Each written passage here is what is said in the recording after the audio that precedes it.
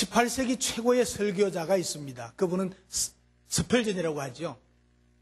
이 스펠전 목사님께 한 교회의 지도자들이 찾아왔습니다. 그리고 이렇게 말했습니다. 목사님, 우리 교회 담임 목사님이 공석 중입니다. 새로운 목사님을 모시려고 합니다. 여기 우리가 가져온 조건들이 있습니다. 이런 목사님을 모시고 싶은데 목사님이 좀 소개해 주십시오 라고 했습니다. 그 조건들이 뭔가 하니까 10가지인데요. 첫째는 스펠전 목사님 같이 훌륭하고 탁월한 목회자. 둘째는 탁월하게 성경을 잘 가르칠 수 있는 성경 교사. 셋째는 불타는 마음으로 영혼을 사랑할 수 있는 사람. 넷째, 자비로운 심성을 가지고 성도들의 상처를 싸매줄 수 있는 사람. 다섯 번째, 솔로몬의 지혜를 가진 사람. 여섯 번째, 명철하고 활기차며 적극적인 사고주의자. 일곱 번째, 미남. 여덟 번째, 다른 사람과 좋은 인간관계를 맺어서 조화를 잘 이룰 수 있는 사람. 아홉째, 맞습니까? 순서가 틀리는 것 같아요. 아홉째, 어쨌건 행정 능력이 있어서 탁월한 수완이 있는 사람. 열 번째, 창조적인 사업가적인 두뇌를 가진 사람. 이런 10가지 조건을 제시를 했습니다. 가만히 듣고 있던 스펠전 목사님이 이렇게 말했습니다. 아, 그렇군요. 좋은 수가 있습니다. 그랬습니다. 그러니까 이 교회 대표자들이 아니 목사님, 그런 놀라운 좋은 목사님이 있단 말입니까? 어디 있습니까? 그랬습니다. 그러니까 스펠전 목사님이 이렇게 대답했습니다. 예, 예수님을 직접 모시지요. 사람 가운데 어떤 그런 사람이 있겠습니까? 사랑하는 성도 여러분, 성도들이 기대하는 목회자에 대한 단편적인 예라고 할 수가 있겠습니다. 성도들이 기대하는 목회자는요, 희노애락을 초월한 이상야릇한 존재입니다. 이 교인들의 이 기대에 부응하기 위해서 젊은 목회자들은요, 한때 정신없이 뜁니다. 저도 그랬습니다. 결국은 얼마 가지 않아서 탈진해버리고 마는 것이죠. 왜냐하면 목사 역시 평범한 인간이기 때문입니다. 여러분들과 조금도 다름이 없는 한 인간입니다. 저는 40대 후반에 자율신경에 문제가 생겨서 자꾸만 쓰러지고 기절하는 일이 있었습니다. 여러 수십 번 쓰러졌습니다. 지나고 보니까요, 그게 바로 탈진 상태였어요. 탈진했던 것입니다. 탈진할 수밖에 없는 이유가 있습니다. 안타깝게도 목회자에 대한 성도들의 그 의식 구조는요, 대개가 다 비슷합니다. 목사가 나이가 어리면 경험이 부족하다고 하고요. 목사가 나이가 많으면 시대에 뒤떨어진 목회자라고 합니다. 그래서 저는 젊게 안 했습니까? 목사가 식구가 많으면요, 교회가 부담스럽다고 말합니다. 식구가 적으면요, 그래서 가정을 이해하지 못한다고 이야기합니다. 목사가 원고를 써가지고 설교를 하면, 원고 보고 설교하면 은혜가 없고 능력이 없다고 합니다. 근데 원고 없이 설교하면 준비성이 없다고 말합니다. 저처럼 이렇게 하면요, 대단하다고들 이야기합니다. 목사가 가난한 사람에게 접근하면요, 가난한 사람에게 인기를 얻기 위해서 제스처를 쓴다고 합니다. 근데 부유한 사람들과 친하면요, 목사가 돈 많은 사람만 좋아하고 알아준다고 합니다. 목사가 예화를 많이 들어가지고 설교하면 성경 실력이 부족하고 깊이가 없다고 이야기합니다. 예화를 사용하지 않으면 설교가 너무 딱딱하고 어렵다고 이야기합니다. 목사가요, 죄에 대해서 설교를 하면요, 인신공격만 한다고 이야기합니다. 죄에 대해서 설교를 하지 않으면 정의감이 부족한 목사라고 합니다. 또 목사가 교인의 비위를 맞추지 않으면 사랑이 없는 목사라고 하고, 비위를 맞춰주면은 줏대가 없고 타협적인 목사라고 이야기합니다. 목사가 옷을 잘 입고 다니면요, 너무 사치한다고 말합니다. 옷을 흐름하게 입고 다니면 교회의 위신과 명예를 깎아내린다고 다닌다고 이야기합니다. 이 목사가 밖에 나가서 설교를 많이 하면 본교회는 등한히 하고 밖으로만 나간다고 이야기합니다. 근데 밖에 나가서 설교를 안 하면, 교회만 있으면 오죽 못났으면 초청하는 교회도 없고 사람도 없느냐고 이야기합니다. 목사가 생활비 많이 받으면 돈에 밝은 목사라고 하고, 적게 받으면요 능력이 없을 뿐만 아니고 교회 망신시킨다고 합니다. 목사의 사모가 교회 일을 많이 하면요 여자가 너무 설친다고 합니다. 사모가 교회 일을 하지 않으면 교회에 관심도 없다고 이야기합니다. 뭐 이런 이야기는 얼마든지 더 이야기할 수 있습니다. 성도들은 성격도 다양하고 시각도 다양하고 요구도 아주 다양합니다. 교인들의 그 요구를 충족시켜 주기가 얼마나 어려운지 모릅니다. 사실은 불가능한 것입니다. 그러니까 목회자의 사역이 어렵고 힘들다는 이야기죠. 저 같은 경우에는요, 별로 이런저런 말들에 상관하지 않습니다. 제가 너무 부족하니까 그 요구를 다 채워줄 수 없으니까 아예 포기하는 거죠. 혹시 여러분 저에게 이 이상 더 기대하는 것이 있다면 아예 포기하는 것이 여러분 신상이 좋을 겁니다. 저는 다만 주님만 기쁘시게 하고 주님의 뜻을 이루어드리고 주님의 명령에 순종하려고 애쓸 뿐입니다. 성도들은요, 목회자에게 자신들의 기대를 끝없이 충족해 주기를 요구하고 있습니다. 다시 말해서 성도들은 자신이 다니는 교회의 목사님이 이런 목사님이 되어주셨으면 하는 각자 나름대로의 바람들을 다 가지고 있습니다. 여러분들 다 가지고 있죠? 없는 척 안 해 또. 만약 말이죠, 목회자가 성도들 개개인의 바람대로 다 맞추어 가려고 한다면 몸이 10개, 100개라도 부족합니다. 1000명이면 몸이 1000개 돼야 돼요. 다 다르니까요. 그러므로 성도들은 목회자에 대해서 어떻게 해야 되느냐? 목회자를 이해하려고 해야 돼요. 여러분들이 목회자에게 요구하고 바라기보다는 목회자에게 해야 되는 것은 이해하려고 힘써야 된다는 말입니다. 그래서 오늘 12절 말씀에 이렇게 말하고 있습니다. 너희 가운데 수고하고 주 안에서 너희를 다스리며 권하는 자들, 목회자입니다. 목회자들을 너희가 알고 그랬습니다. 알아보라 이 말입니다. 다른 말로 말하면 이해하려고 힘쓰라 이 말입니다. 우선 성도들을 위해서, 양들을 위해서 수고하는 자임을 알아야 된다는 것입니다. 목회자들은 마치 자식을 둔 부모가 자식을 위해서 온갖 수단과 방법을 가리지 않고 노심초사하는, 밤낮으로 노심초사하는 것처럼 성도들을 위해서 수고하는 것입니다.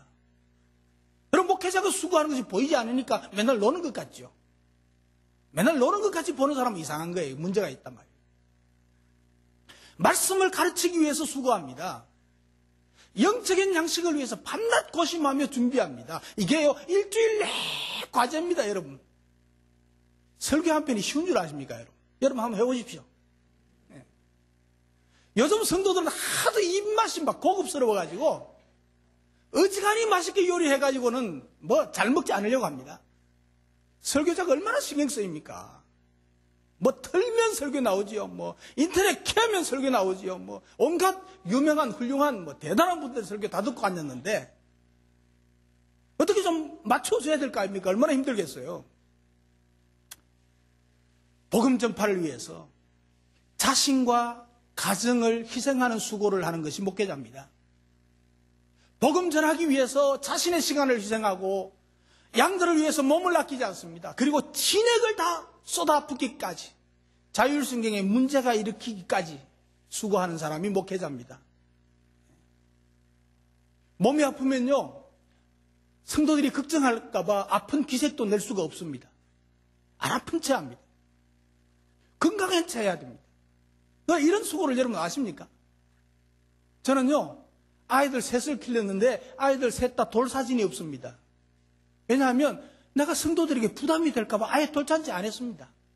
사진도 안 찍었습니다. 뿐만 아니고요, 성도들의 슬픔과 기쁨 속에 함께 하는데 누가 아프면 함께 아파하고요. 누가 슬픈 일을 당하면 함께 슬픔으로 지내는 것이 바로 목회자입니다. 바로 여러분들의 목자 목녀들입니다. 이런 목회자들의 수고를 성도들이 알아줘야 된다는 겁니다. 알아라고 말씀하고 있습니다. 그리고 목회자들은 주 안에서 다스리는 자들임을 알아야 된다고 말씀합니다. 국가를 다스리는 이들은 권력을 가지고 법을 세워나갑니다. 안 되면 법을 바꾸어서라도 해내지요. 여러분 보지 않습니까? 그러나 목회자는 하나님의 백성을 순종하도록 다스릴 때에 어떤 권력을 가지고 행하는 것이 아닙니다. 오직 목회자 자신이 주님을 순종하면서 모범을 보이는 것으로 하게 되는 거죠. 이 목회자는 성도가 잘못할 때 또 권면하는 자입니다. 여러분, 다스리는 일도 어렵지만요, 권면하는 일은 대단히 어렵습니다. 12절에 보면 권하는 자들을 너희가 알고 그랬죠. 권면하는 일은 참으로 수고로운 일입니다. 여러분, 한 형제가 말씀의 바른 길로 가지 않고 다른 길을 향해서 엉뚱한 길로 갑니다. 그럼 권면해야 됩니다. 하나님의 말씀의 권위를 배경으로 해서 하나님의 심정으로 가르쳐주고 권면할 때 때로는 꾸지람도 해야 됩니다. 디모데후서 4장 2절에 보면 바울은 권면의 내용을 경책이라 이렇게 밝히고 있습니다. 범사의 오래 참음과 가르침으로 경책하며 경계하며 권하라 이렇게 말씀합니다. 여기 권면이라는 것은 부드럽게만 하는 것이 아니고 때로는 꾸짖고, 그리고 경책은 꾸짖는 일이고 경계는 제지하는 일이에요. 못하게 하는 일이에요. 여러분, 세상에서요, 이 세상에서 제일 어려운 일이 형제를 꾸짖는 일입니다. 형제의 잘못을 지적할 때 물론 사석에서 하겠지만, 조용한 가운데서 하겠지만, 거의 모든 경우에 있어서 90%, 99%는요, 좋은 결과를 거두기가 어려운 것입니다. 누구든지 칭찬하는 말은 듣기 좋아하지만 자기의 잘못을 지적할 때는 좋아하지 않습니다. 그래서 실패할 확률이 훨씬 더 높습니다. 이와 같은 목사의 수고에 대해서 교회로서 우리 성도가 해야 될 일이 뭔가? 그것을 오늘 13절에서 사랑 안에서 가장 귀히 여기라 이렇게 말씀하고 있습니다. 그래서 오늘 설교 제목을요, 목회자를 귀히 여깁시다. 자, 옆 사람 보고 목회자를 귀히 여깁시다. 한 바퀴 반대로 돌아보면서 정말 목회자를 가장 귀히 여깁시다. 이제 제가 귀함을 받겠습니다. 오늘 여러분 목회자라고 하면요, 저를 포함해서 부목사님들입니다. 그리고 진정한 목회자의 정신으로 목장 목회 사역을 하는 목자와 목녀도 포함하고 있다는 사실을 여러분 기억해 주시기 바랍니다.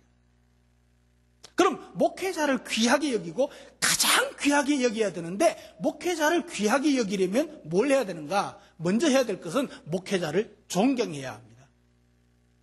옆 사람 보고요, 목회자를 존경하십시다.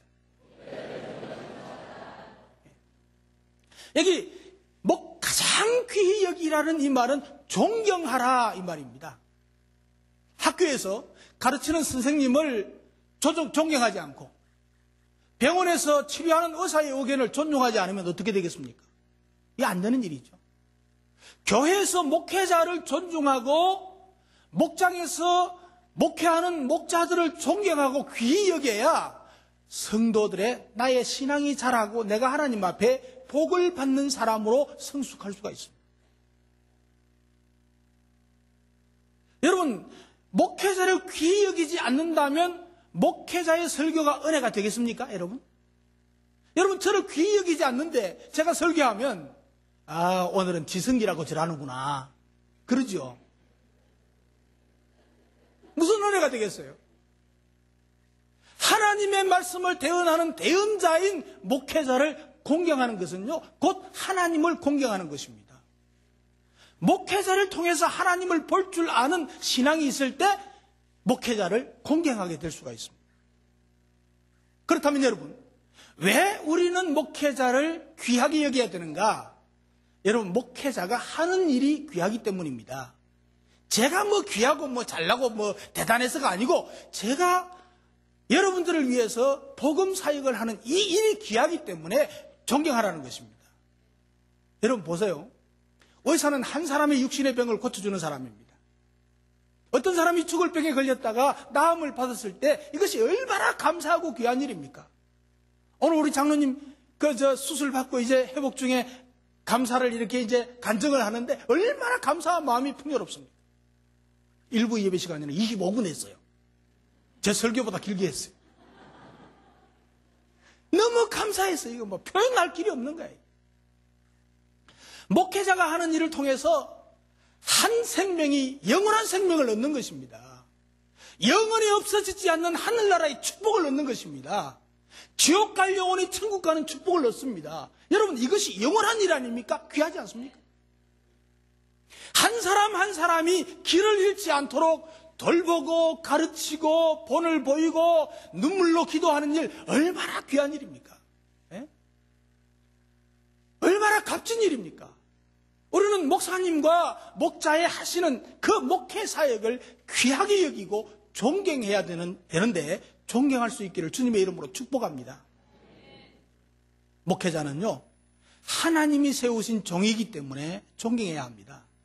목사님은 하나님이 세우시는 것입니다. 여러분, 목자도 하나님이 세우시는 것입니다. 여러분, 목장에서 추천도 하고 뭐 이렇게 하고 목사가 임명하지만 사실은 그 배후에 하나님이 세우시는 것입니다. 그러니까 목회자는 하나님이 세우신 종입니다. 여러분의 목자도 마찬가지입니다. 사랑하는 성도 여러분, 사람이 살다 보면요, 좋은 일만 있는 것이 아닙니다. 때로는 힘든 일도 있을 수 있습니다. 나의 힘만으로는 안 되고 누군가의 기도가 절실히 필요하고 위로가 필요하고 격려가 필요할 때, 절실하게 그런 것들이 필요할 때가 있습니다. 그런데 만약 여러분이 이런 문제를 만났을 때에도 찾아가서 기도받고 상담할 사람도 없고 목자나 목사님이 여러분들에게 없다면 여러분 불행한 사람입니다. 하나님이 우리의 삶에 복을 주시고 우리의 삶을 바른 길로 인도하시려고 목자를 주셨습니다. 이런 목자가 곁에 없다면 여러분은 길 잃어버리는 양밖에 뭐가 되겠습니까? 그래서 목자를 귀하게 여기고 존경하는 것은 바로 여러분이 복받는 길임을 잊지 마시기를 주님의 이름으로 축복합니다. 그래서 목회자를 귀하게 여기는 것은 목회자를 존경하는 것입니다. 그리고 목회자를 귀히 여기는 것은 뭐냐 하면 목회자와 좋은 것을 함께 하는 것입니다. 옆 사람 보고요, 목회자와 좋은 것을 함께 하십시다. 목회자와 좋은 것을 함께 하라고 성경은 말하고 있습니다. 갈라디아서 6장 6절에 보면요, 말씀을 받는 자는, 성도들은 말씀을 가르치는 자와 목회자와 모든 좋은 것을 함께 하라 그랬습니다. 모든 좋은 것을 함께 하라. 돈 많이 벌었으면 함께 해야 돼요. 좋은 일 있으면 함께 해야 돼요. 성도는 말씀을 가르치는 자, 즉 목회자와 모든 좋은 것을 함께 해야 됩니다. 물론 사도 바울은 여기에 모든 좋은 것이 무엇인지 구체적으로 알려주지 않았지만 좋은 일은 모두다, 좋은 것은 모두다라는 말이에요. 얼마든지 유추해 볼 수 있지 않습니까? 좋은 일이 있을 때 함께 좋아할 수 있도록 해야 돼요. 좋은 일이 있을 때는 지 혼자 좋아하고, 어려운 문제만 있을 때만 부탁하고 뭐 이렇게 하면 어떻게 합니까? 예? 좋은 일이 있을 때 함께 좋아하게 하고 함께 즐기고요, 행복해 하고, 그리고 어려운 일이 있을 때 함께 기도하고 위로하고 해야죠. 여러분, 이 말은 조금 구체적으로 이야기하면 목회자가 마음껏 목회할 수 있도록 좋은 환경을 만들어 드리는 것입니다. 목회자 목회자가 마음껏 목회할 수 있도록 좋은 환경 만들어 드리는 거예요. 그게 목회자와 좋은 것을 함께 하는 거예요. 여러분, 우리 큰빛교회는요, 저에 대해서는요, 너무 좋은 환경이 조성되어 있어요. 여러분들 너무 잘하시고 계세요. 제가 더 이상 바라는 게 없어요. 바랄 것도 없어요. 그리고 우리 부목사님들도 마음껏 목회 사역을 펼칠 수 있도록 협력해 주셔서요, 굉장히 만족하고 있어요. 마음껏 사역하고 있어요. 잔소리하는 분들이 없어요. 저 외에는 없습니다. 그러니까 편안하게 목회하잖아요. 그런데요, 다만 목장 목회자들, 목자들에게 있어서는 난 반반쯤 되는 것 같아요. 마음껏 섬기면서 섬김을 받고 격려와 도움을 받는 목장들이 참 많은 것에 대해서 저는요, 만족하고 흥분하고 있습니다. 자랑하고 있습니다. 그러나 일부 목자 목녀들은요, 열심히 섬김을 베풀고 헌신하고 있는데 어떤 분들은요, 목원들 중에서 그게 섬기는, 목자가 섬기는 걸 아주 당연하게 여기고 더 섬겨야 된다고 하면서 그것을 또 바라고 그런 사람이 있다는 안타까운 이야기를 제가 한 2주간 전에 들었습니다. 이런 사람들을 뭐라고 해야 될까요? 얌체라고 할까요? 예? 얄미운 사람들이라고 할까요? 뭐라고 표현할지 잘 모르겠어요, 저는. 목자, 목녀들은 당연히 섬겨야 하는 것은 맞습니다, 여러분. 근데 구체적인 섬김도 없이 권위만 내세우고 섬김 받기를 원한다면 그것은 그들의 문제겠죠. 아마 우리 교회는 그런 분들이 한 분도 없다는 확신이 저는 들고 있습니다. 맞습니까? 예, 하이소 이럴 때는. 아니면 아니요. 그 목자, 목녀들이 목회자의 심정으로 목회하고 섬긴다면 섬김을 받은 목원이나 성도들 새 신자들은 섬김을 받은 만큼 VIP를 섬기고 목자를 섬기고 목원들을 섬기는 것이 여러분 기본 도리 아니겠습니까? 네, 기본 도리죠. 아멘 하신 분에게 복이 있을지어다. 여러분, 언제까지 섬김만 받고 보살핌만 받을 것입니까? 언제까지요? 언제까지 섬김 받는 자리에서 그냥 앉아 있을 겁니까? 여러분, 한번 가만히 보세요. 심지어는요, 새 신자들도요, 얼마 가지 않아서 석 달, 6개월 아니면 1년 안에 전부 다 섬기는 자로 나오고 있습니다. 자기가 섬김을 받은 대로 섬김을 실천하고 있습니다. 어느덧. 그런데 말이죠, 그래도 몇 년씩이나 신앙생활을 했다고 하는 분들이, 적어도 뭐 집사 임명도 받았다는 분들이 다는 아니지만 몇 분, 그런 분들 중에서 뺀돌하고요, 섬기는 자리에는 나가지 않고 왜 날 안 섬겨주냐고 불평이 나고, 예? 그리고 당연한 것처럼 섬김 받고 자기는 섬길 생각도 안 하고 그렇게 한다면 여러분 도대체 어떻게 해야 됩니까? 그런 사람 어떻게 해야 될 겁니까? 여러분, 그런 사람이 나 아닌가 한번 살펴보십시오. 나갔다 생각이 되면 한번 이렇게 해보십시오. 제가 한번 볼게요. 못하지요?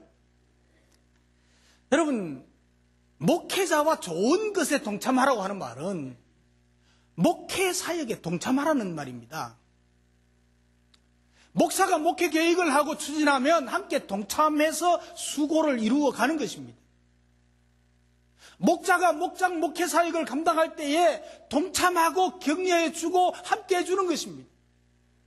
어려운 일들이 있으면, 어려운 사람이 있으면 혼자 목자, 목녀가 섬기도록 놔두는 게 아니고 같이 가서 같이 섬기고 또 따로 가서 같이 섬겨주는 일이 필요할 것입니다.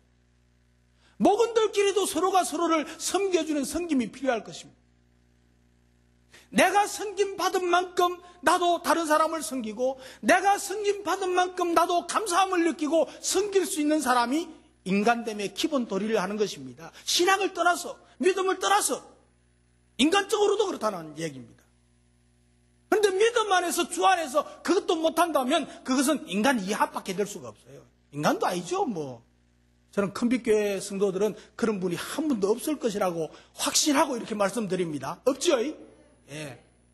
그래서 섬김이 필요한 자에게 같이 필요를 채워주는 겁니다. 그리고 기도도 함께 해주는 것입니다. 여러분, 목사의 마음도 목자의 마음도 부모의 마음과 똑같습니다. 성도들 간에 화목하게 지내면 그것만으로도 기분이 좋습니다. 그래서 오늘 본문의 사랑 안에서 가장 귀히 여기고 목회자를 귀히 여기고 너희끼리 화목하라 그랬습니다. 성도들 간에 늘 화목해야 됩니다. 분쟁의 불씨를 일으켜서는 안 된다는 얘기입니다. 성도 간에 화목할 때 목회자는 힘있게 목회할 수가 있습니다. 서로 흉보지 말고 사랑으로 감싸고 화목하게 지내는 것이 목회자를 돕는 일입니다. 좋은 것을 함께 나누는 것입니다. 교회에서나 목장에서 한번 말하기 전에 10번 생각해 보십시오. 과연 내가 말하는 이 말 한마디가 화목을 위한 것인가 분쟁을 위한 것인가 한번 분별해 보아야 합니다. 목회자의 마음을 든든하게 해주는 일이 좋은 것을 함께 하는 일입니다. 구체적이고 실제적인 후원, 섬김이 필요합니다. 내가 섬김을 받은 대로 섬겨주고 오고 가고 하는 정이 있어야죠. 그래서 목회자의 영적인 건강과 육적인 건강을 위해서 늘 기도해 주시고, 저는 우리 중보기도 대원들 지금 이 시간도 기도실에서 기도하고 있지 않습니까? 너무 존경하고 귀하게 생각합니다. 관심을 가져주신 성도들도 참 감사를 드립니다. 앞으로 목회자들에게 더 많은 관심과 더 많은 사랑과 기도를 부탁을 드립니다. 목회자를 존경하십시오. 존경하는 만큼 은혜를 받습니다. 목회자를 귀히 여기십시오. 세상 서성만 귀하게 여기지 말고 영적인 삶을 제시해서 섬기는 그 목회자와 목자를 진실로 귀하게 여기기를 주님의 이름으로 축복합니다. 목회자는 하나님께서 세우신 종입니다. 하나님께 순복하듯이 목회자에게도 목자에게도 순복해서 믿음의 분량을 더욱더 크게 하는 큰빛교회 성도 여러분 되시기를 주님의 이름으로 축복합니다. 무엇보다도 목회자들과 모든 좋은 것을 함께 하십시오. 목회자들로 하여금 기도와 말씀에 전념하게 하는 것이 좋은 것을 함께 하는 것입니다. 또 목회자를 위해서 기도해 주시고요. 우리 목회자들의 소원이 있습니다. 목사와 목자들의 소원이 있습니다. 그것은 목회자들을 통해서 성도가 복을 받는 것입니다. 목회자를 귀히 여기서 존경하고 모든 좋은 것을 함께 하면서 하나님의 큰 축복을 경험할 수 있게 되기를 주님의 이름으로 축복합니다. 기도하겠습니다.